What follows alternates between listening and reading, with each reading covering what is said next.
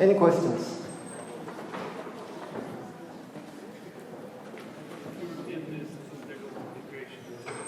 The integration.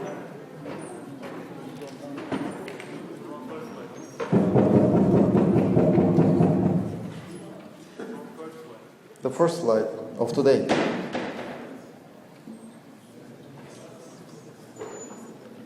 This one.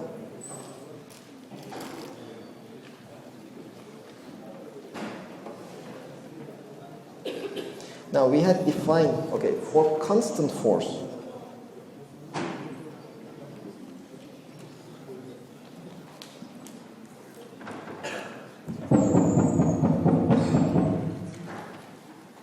for constant force, work was nothing but force times the displacement, the scalar product. This is if it is constant. Now, in general, force will not be constant. It will be changing. So if you take your object from the point P0 up to the point P1, the force at every point will be different. So how do we define the work? Now, what you actually do is you divide this path into very small segments. So just imagine this one. I am exerting some force on this ball, either in the horizontal direction, vertical, or some direction, and I'm moving. I will be moving. Now, the force I am exerting at this instant is upward. If I take a step forward, the work that I do will be zero. So I tilt it a bit. Now I change the force, so the force that is exerted on the book will be in this direction. I take another step forward. So this is the direction of the force, this is the direction of the displacement, there will be some positive work. I add this amount of work. Now I rotate around. There is a force that I exert, it's kind of rotating, but more or less in that direction. And there is a displacement of this book. I know the force, I know the displacement. I take their scalar product and sum that to the total work. I take one more step. Let's say the force is now pointing in a different direction. I take one more step. I'm exerting a force somewhat in that direction. The displacement is in that direction. There is a work done. I add this one too. So as I carry this book from this point to the other point by applying different forces, I just calculate the work done at each step and sum them all. That is what we do for an arbitrary force. You start from P0. There is a force that you exert. Now, as you go from P0 to this point, your first step, the force that you exert will be more or less constant. Not exactly constant, but somewhat constant. If you want to be precise about your calculation, you take a shorter step. And you can become as precise as you want. So this will be constant. Well, we know the displacement. Let's call it delta R1. We know the force. Let's call it F1. So the work done in the first step will be F at the point R1 dot delta R1. Then we take the second step. Well, in this case, now this is our displacement, delta R2. The force, let's say this is F2. And the work that we do is F at the point R2 while we are taking this step. Scalar product with delta R2. How much we displace the object. And so on. You take all the steps. And you just sum them up.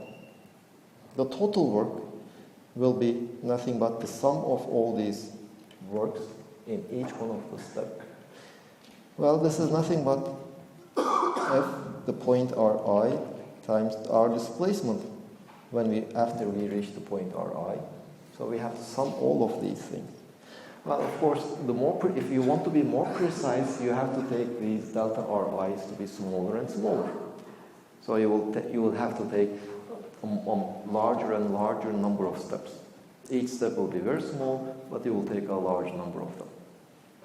And this limit that you take smaller and smaller steps and larger amounts has this special symbol or the special name that we call the integral. This becomes the integral. F dot dr from the point P0 up to the point P1. This is the work done by a changing force. And the work done by a conservative force, if we have a conservative force, whether it's a changing constant, we don't really care, as long as it's a conservative force, the work done as we go from point P0 up to the point P1 can always be written as U of P1 minus U of P0.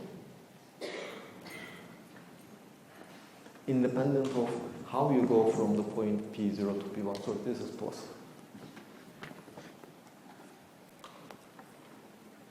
Now, we did only one example of this one, the spring force. It was a one-dimensional example, but you can generalize to any dimensional force. Okay, other questions?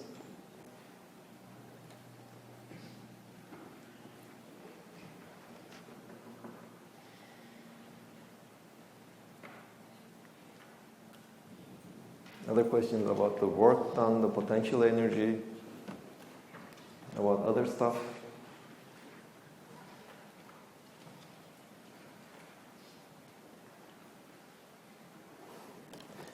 Okay, so let's do a few more examples.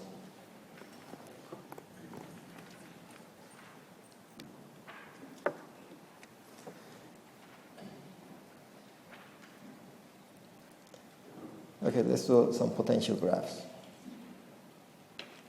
This is one graph we have. Now, suppose we have, this is Z, this is the graph of U of Z. Suppose we put an object right over here. What will be the direction of the force? What is the force that it will feel? Right at the bottom, at the minimum. Why? Well, we had already said that the force, we can calculate the force from the potential energy graph by just taking its derivative and multiplying it with a minus sign. So at this point, at the bottom, the derivative is 0. So minus the derivative is again 0. So at this point, there is no force acting on it. What about this point?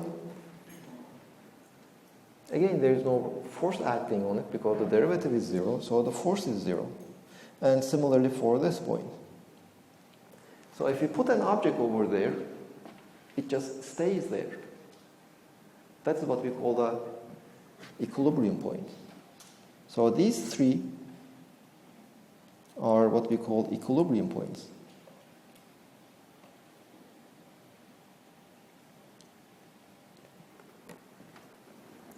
So for example, you can just imagine, just bend it like this. If I put an object over there, it will stay there. It doesn't move. There is no force no net force acting on it. Well, similarly, if I bend it the other way around, and if I can put it right over here, it just stays there. It's again an equilibrium point.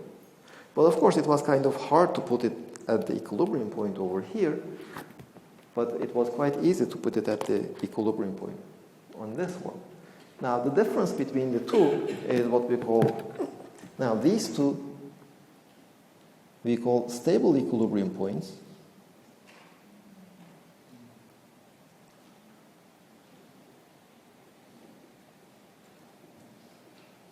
It's easy to put an object at that equilibrium point.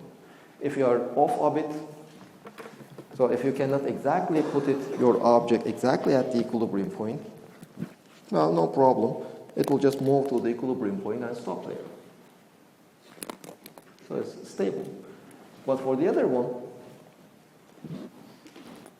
if I don't put it exactly at the equilibrium point, it will just slide to one side. So that's why we call it unstable equilibrium point.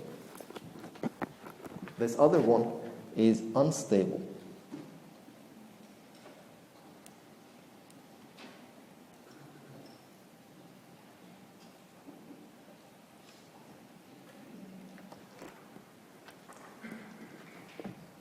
Or similarly for a rod. If you try to put a rod upside down like this, it will be quite hard to put it in a stable form, it will just topple. But if you hold it the other way around, it will just stay there. So this is the stable equilibrium point of this object. This is the unstable equilibrium point. Now, what makes the difference? Let's look at the forces, not at the equilibrium points, but close to the equilibrium points. Let's see. Let's look at a stable equilibrium point.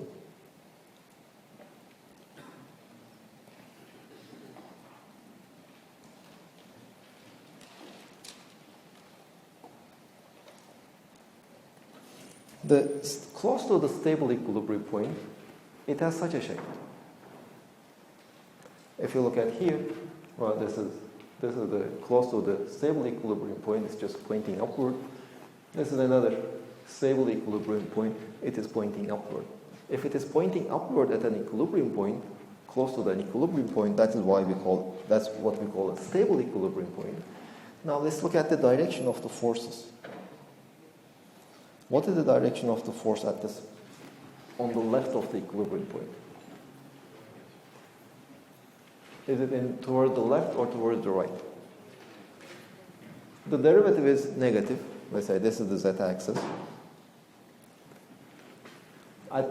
In this region, the derivative is negative, so the force is in the positive direction. So this is the direction of the force on the left. On the right, the potential energy is, the derivative of the potential energy is positive. It is increasing as it is increasing. So the force which is minus the derivative,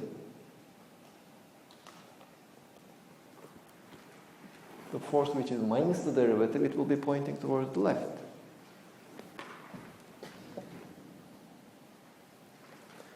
Now, if you put an object at the equilibrium point, it will stay there. But if it's a stable equilibrium point, if you put the object not at the equilibrium point, but close to the equilibrium point, what it will do is it will just move towards the equilibrium point, because the forces are always pointing towards the equilibrium point. So it will accelerate towards the equilibrium point. So that is the defining property of a stable equilibrium point. So if your object is sufficiently close to the equilibrium point, but maybe not exactly at the equilibrium point, it will try to move to the equilibrium point. Now, in the case of the unstable equilibrium point,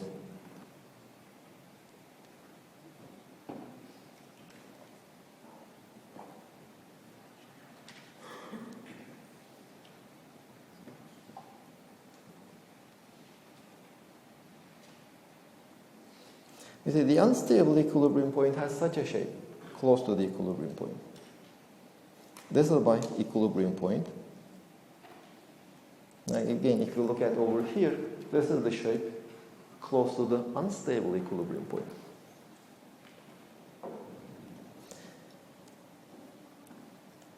Now, what is the derivative of the potential on the left of the equilibrium point? Is it positive or negative?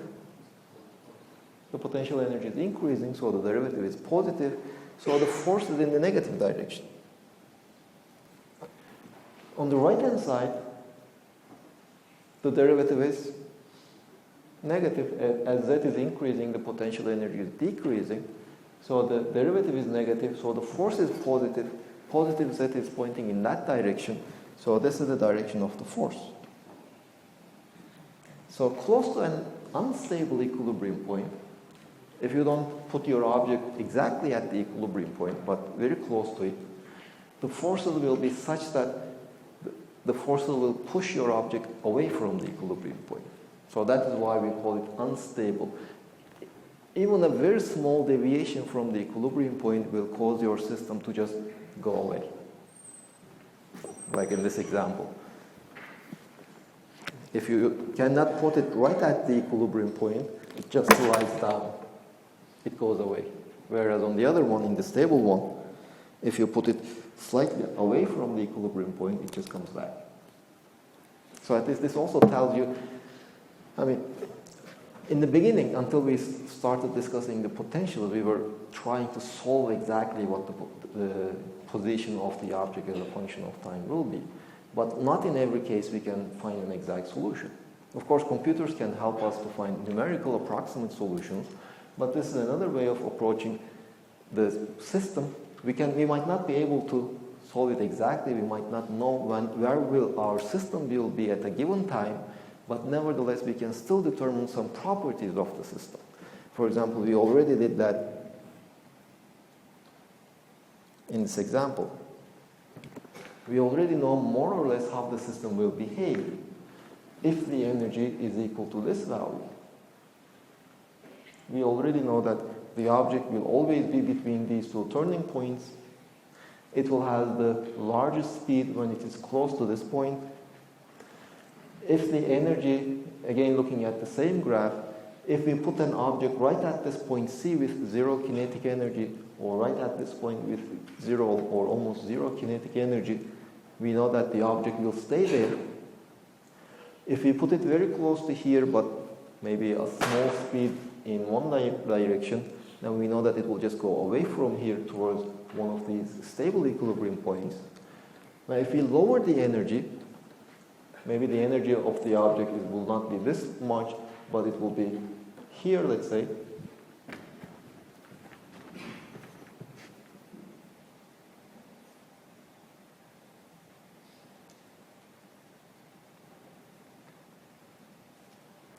If this is a potential energy graph, and if the energy of my object is, let's say, at this level, this is E1, this is E2, let's say this is E3. If we know that the energy of the object is at E3, the total mechanical energy, we know that the system will just make very small motion around this point, around one of the equilibrium points. We haven't solved anything. We know the potential energy, and if we know the total energy, we can already say that, okay, the object will be here. It might make some very small displacement around that point. It cannot go away. Or if the energy is E1, there are two possibilities. Either it will be moving around this point with these two turning points, or it will move between these two turning points. To know which one, we have to know the initial conditions where it started. If it has this energy, we know that it will be moving between these 2 points. And it will have the maximum kinetic energy when it is here. It will just slow down and then start accelerating until it reaches here, and then it will slow down and stop at this point and just turn around. We haven't solved anything. The only thing we know is the potential energy, and this much information would be enough to say a lot about our system. Questions?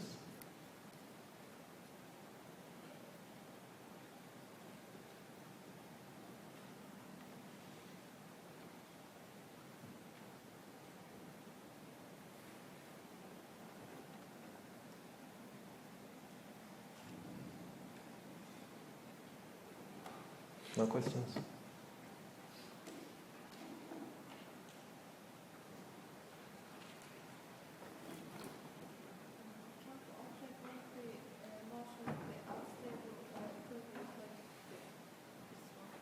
No, this one. Let's see.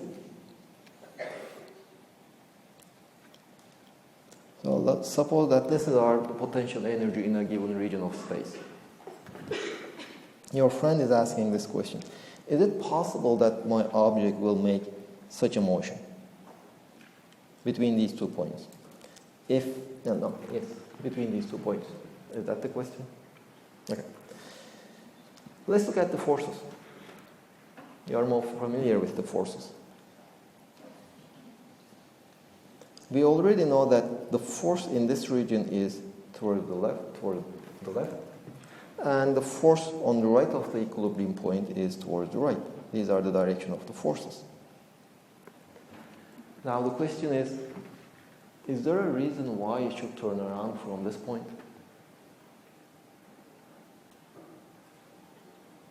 No. So this motion is not possible. Now, of course, if the potential energy has such a shape, in that case, the object, if it has the initial energy at this level, it will, of course, just move between these 2 turning points. But it's not because of this unstable equilibrium point.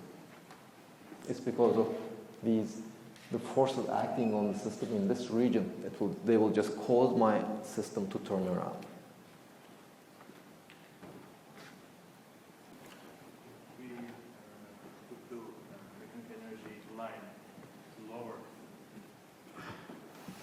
in this example. So if the energy is at this level, so now you have to tell me the initial conditions. It might be that initially my object was at this point. That's the initial position. In that case, my object will be moving between these 2 points. So these will be the turning points of my object.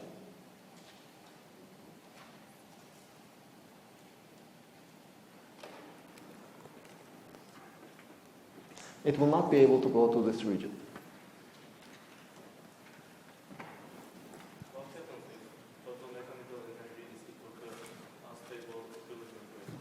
So you are saying that, okay, this is the question. So let's draw our potential energy graph.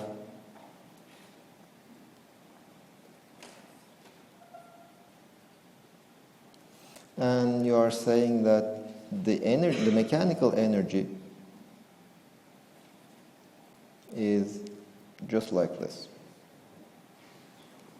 So let's see what will happen. Initial point from the left. Let's assume that initially it is moving in this direction. Will it slow down or will it get faster? It will slow down until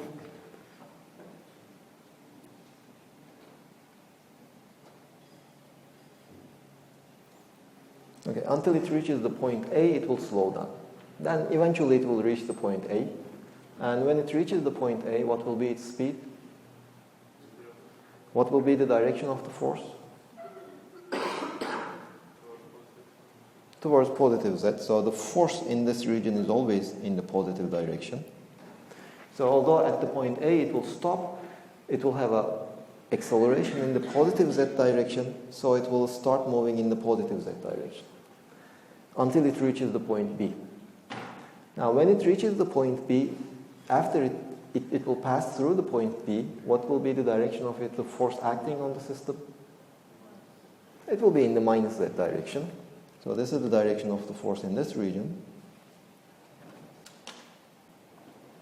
So it will slow down until it reaches the point C.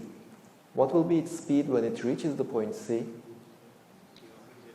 The speed will be 0. What is the force acting on the object when it reaches the point C?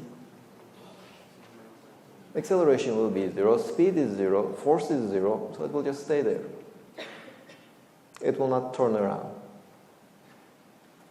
Now, of course, this is unphysical in the sense that, you can never make a precise energy value. You can never measure such a precise energy value. Energy values always have some error bars. When you create your system, the energy of the system that you create will also have some error bars.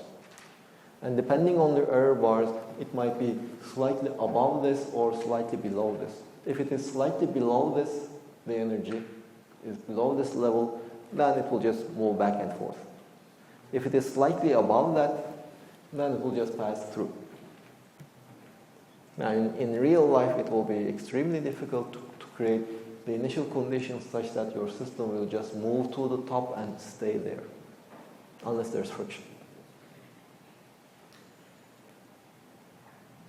Other questions?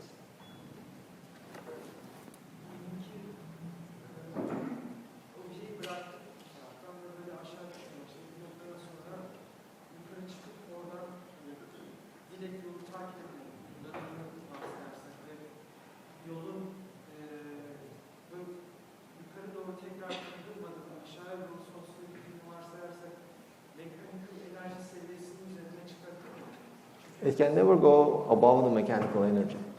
Also remember, these are not the path of the object. My object is just moving on a line. This is the potential energy. Now, if this is the total mechanical energy of my system, it can never reach this point. It can never come to this point, for example. This point is forbidden. Because at that point, let's call that point E, the potential energy at the point E is larger than the energy of my system. Let me change my notation. Let me call this F. the potential energy at the point F is larger than the energy. So if my object was to go there, you see the energy, which is the potential energy plus 1 over 2 mv squared. If you just hypothetically assume that your object reaches the point F, this is u of F,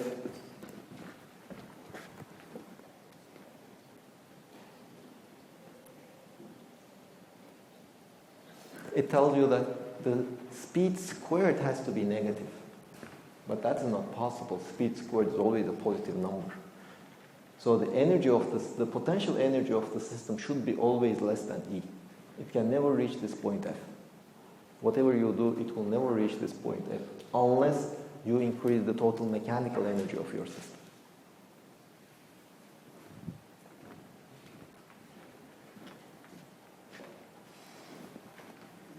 So you said the differential of potential energy with respect to that is force. Now, Yes. the stationary point, the force is zero. True. But based on Newton says that when that force is zero, it is either the body is at rest or it's moving at constant rate. But you said it is stationary. So I want you to explain what you mean by equilibrium. Because the body could be having, at that point, the body could be having a constant rest. True. I mean, what we mean by equilibrium is that if you put your object with zero speed at that point, then it will stay there. That's how we define the equilibrium point. Okay, so the force, the speed, initial speed is zero. Since the force is zero, its speed will always stay zero.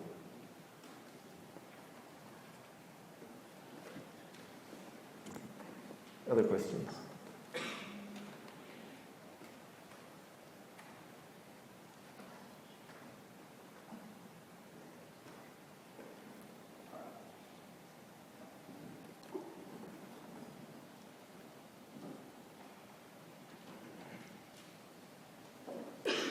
Okay, let's do an example.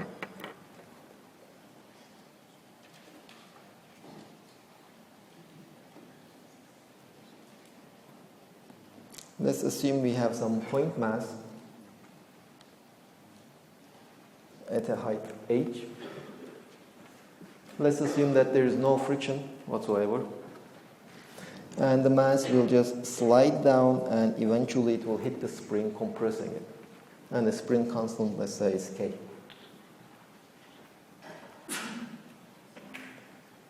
How much will it be compressed?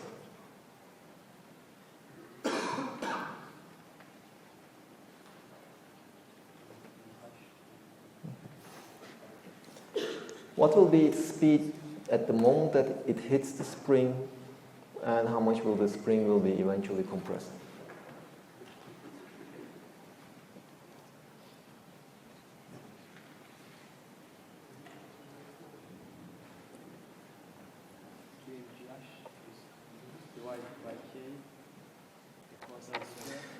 Well, let's see. We have 3 different times during the motion of the object. Initially, let's call 1. It is at rest. The only mechanical energy it has is the potential energy, which will be m times g times h. The second time will be when it is right at the bottom. Doesn't matter. What doesn't matter? After, because the energy will be always same. True. So we don't have to use it. I want the speed also. I want to find the speed at this point. So there's only the kinetic energy. And the third time during the motion is when it is fully compressed. And when it is fully compressed, we know that there is no potential energy due to gravity. When it is fully compressed, there is no kinetic energy, it is at rest. The only energy is the spring. And since we know that the mechanical energy is conserved, these 3 things are equal.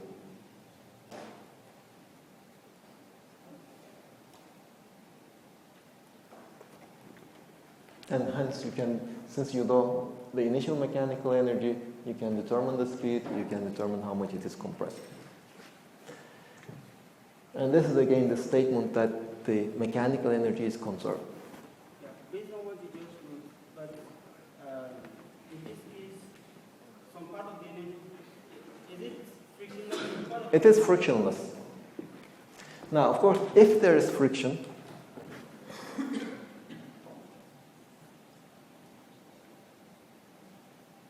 if there exists friction,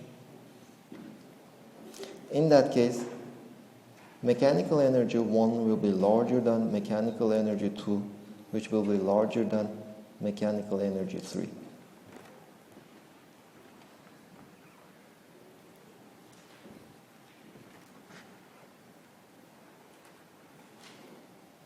Any questions on this one?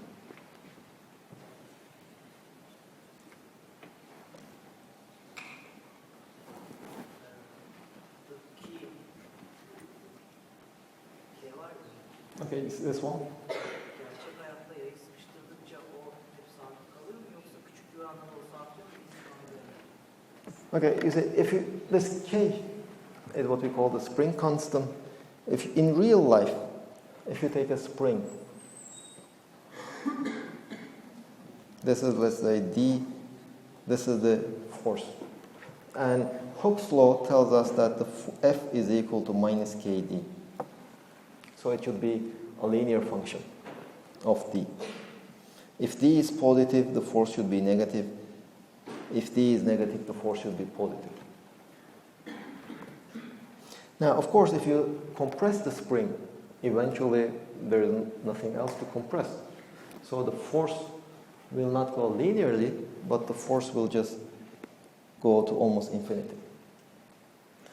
If you compress it further, if you expand it, stretch it, again, eventually you will get a straight line without any curves. So the force will again be almost very large. So this will be more or less the shape of the force that the spring will exert in real life. Well, most of the time we will assume that we are working in this region. And in that region, the spring is more or less constant.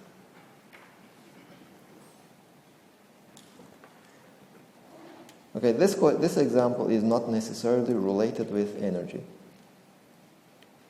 So this is the question we have. So let's just imagine we have a hill, and there are 3 tracks. Okay, you go downhill, and there's a point where it becomes flat.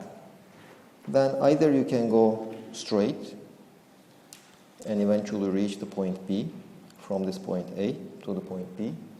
No, let's say the point A is over there. Or from this point you can go a bit down and then up. This is let's say this is the first path, this is the second path, or you can go a bit uphill and then down. This is your third path. And you are racing with your friend, let's say. You want to win the race. You start from the point A. Who will reach the point B first? Or you can just imagine there's friction, no friction. The system is frictionless. You just put some mass, 3 masses over here. Mass 1 goes through path 1, mass 2 goes through path 2, and mass 3 goes through path 3. Which one will reach the point B first? Okay, so let me first see the hands. Take your time to think about it a bit. And then I just want to see the ones who think it is 1, those who think it is 2, and those who think it is 3. Take 1 minute.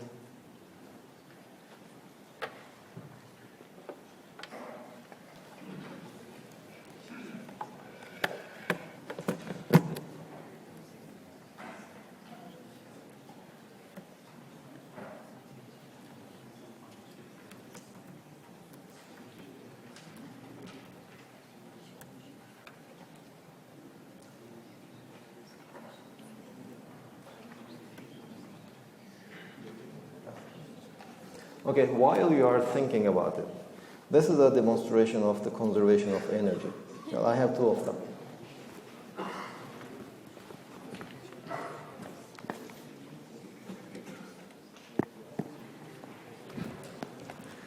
Again, this is just a video from Walter Levin.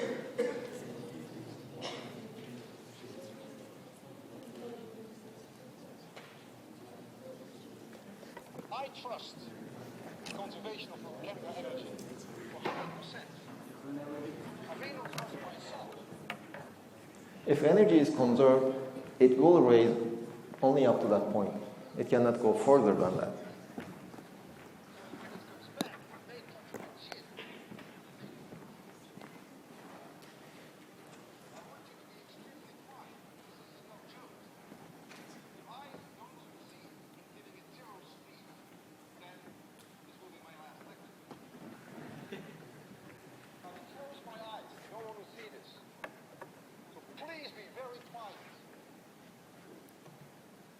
Didn't sleep all night.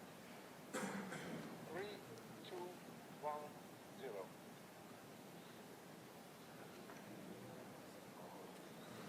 So it's just a few centimeters, let's say.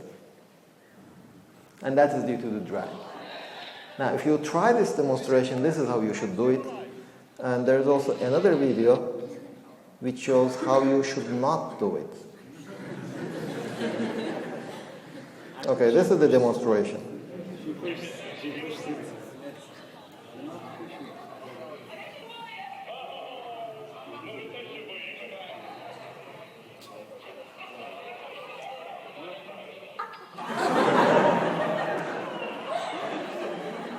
You see, there were two differences in this demonstration.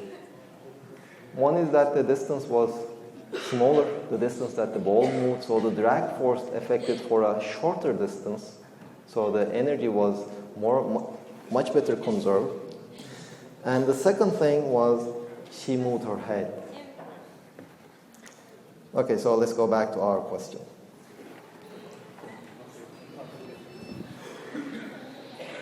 Let me see the hands.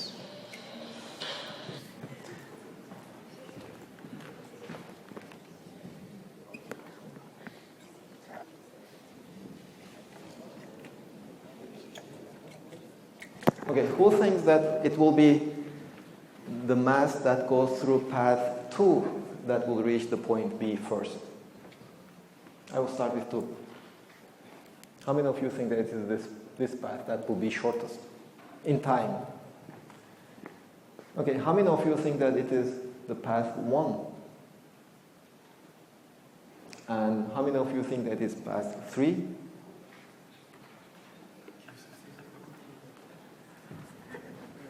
Okay, you see, last semester I used to play one game.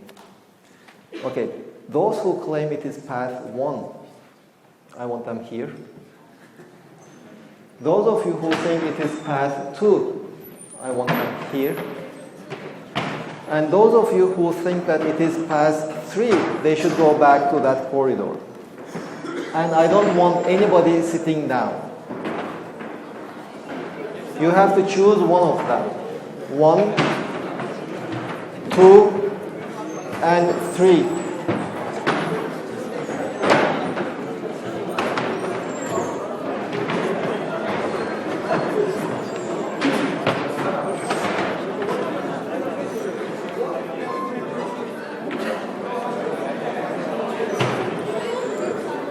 Well, one of them will be the first, right? So you are saying, okay. 1, 2, 3, and if you think that they will all reach the point B at the same time, right over here.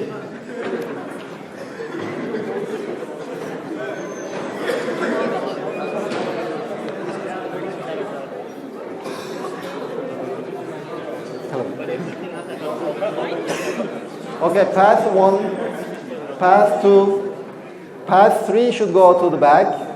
And if you think that they are all the same, you should come here. This is you claim that they will all reach at the same time. Wow.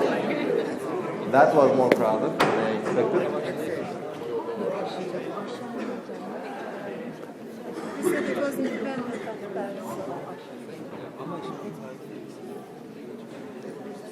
Okay, why do you think it is path 1? Because of I don't think it's path 1. Okay, path 1. I think its overall kinetic energy will be higher, so it will have greater speed. So the speed will be larger, Yes. so it will reach first. Why path 2? They say that its speed will be larger in path 1. Why do you think it is path 2? So you are saying that it is shorter. Well, they have a complaint against you. They say that your path is longer. How do you know that it will take shorter time? They are claiming that, okay, it is a shorter path, but your speed is slower. So how do you know that it will take a shorter time? Now, path 3. Anybody who think it is path 3?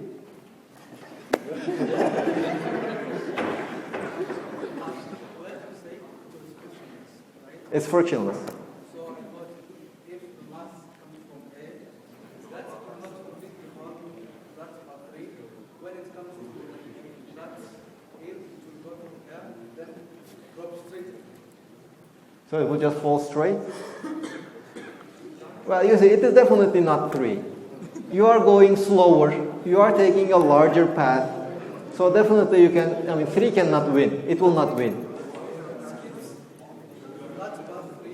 When it comes, jumps. No, it doesn't jump. It is following one of these paths.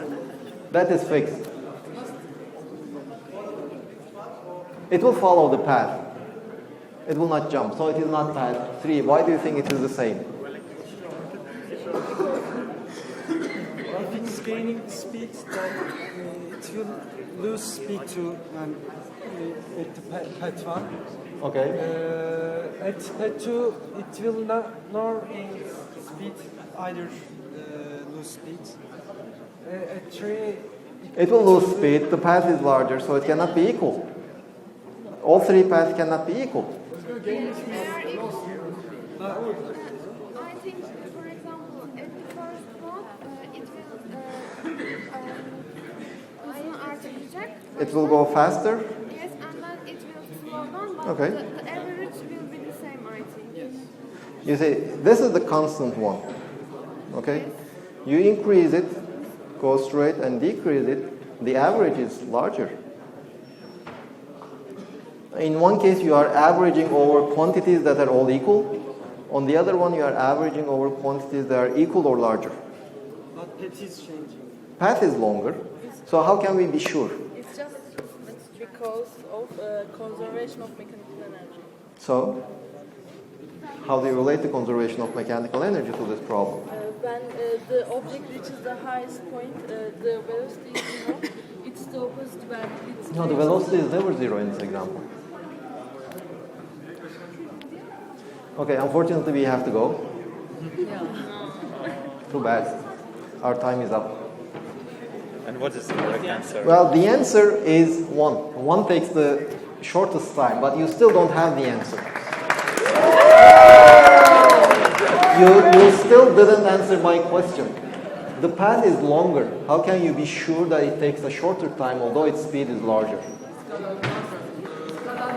More velocity. And we will discuss next week. We will continue discussing next week. Okay. Onun cevabını verebilir misiniz istiyorsanız? En son sorduğunuz soru. En son sorduğunuz sorunun cevabını şimdi verebilirim istiyorsanız.